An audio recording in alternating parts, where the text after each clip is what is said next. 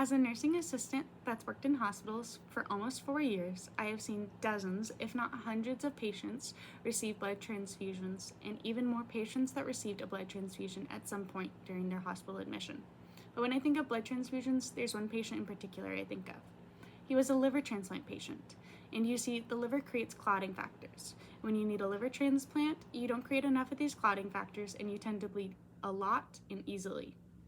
During his transplant surgery, he lost over 10 liters of blood, which is almost 2 times the average amount of blood in the human body.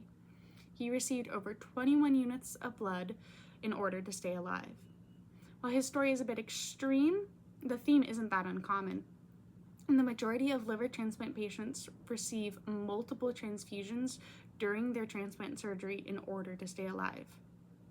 But anyone can require a blood transfusion to save their life. Blood transfusions are an invaluable but limited life-saving resource.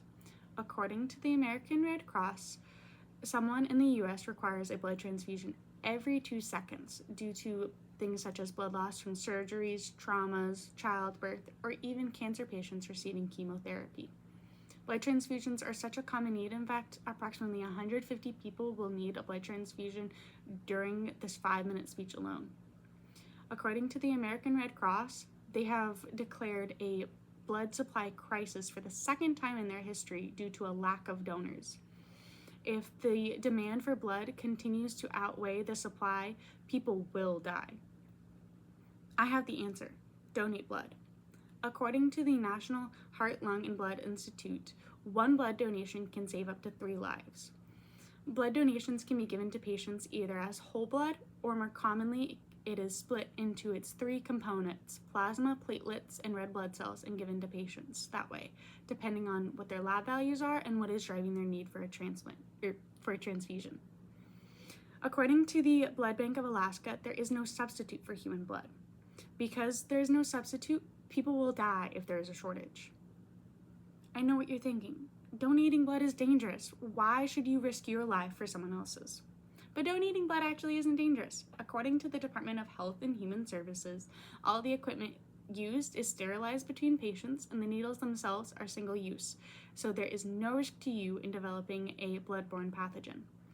In fact, according to the Columbia Irving Medical Center, donating blood can actually be good for you.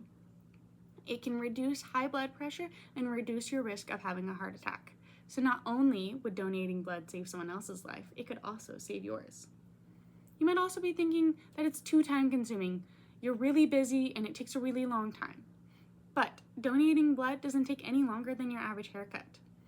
The donation itself takes about 10 to 15 minutes, and the entire thing from walking in the front door to grabbing a cookie and walking out takes no more than an hour, often less if you've donated before.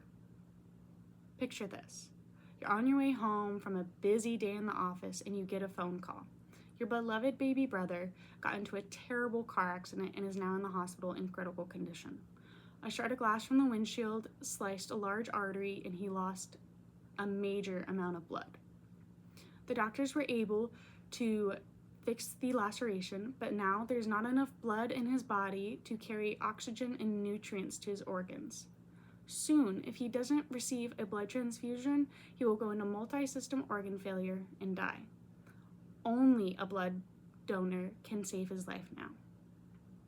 You should donate blood.